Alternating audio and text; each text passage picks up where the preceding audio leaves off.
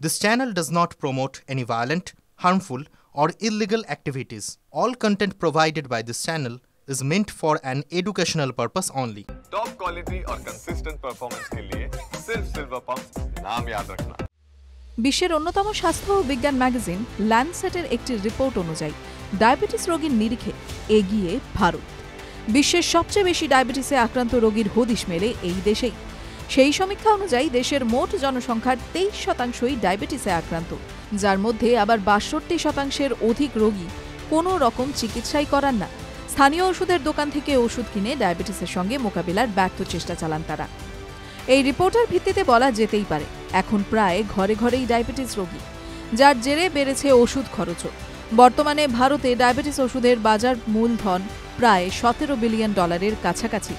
গত 10 বছরে এই রোগের ওষুধের দামও বেড়েছে 105%-এর ওপর।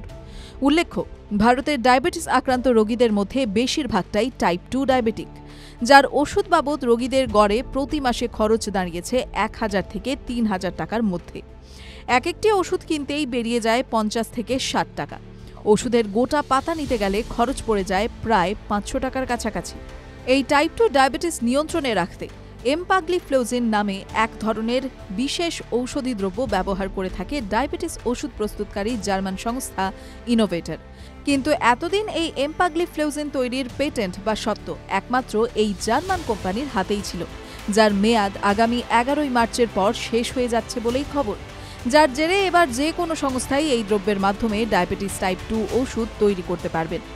এই আবহেই আবার দেশের অন্যতম ওষুধ প্রস্তুতকারী সংস্থা ম্যানকাইন্ড জানিয়েছে, আগামী কয়েক মাসের মধ্যেই ওই জার্মান কোম্পানির 10% দামে বাজারে ডায়াবেটিস ওষুধ আনতে চলেছেন তারা।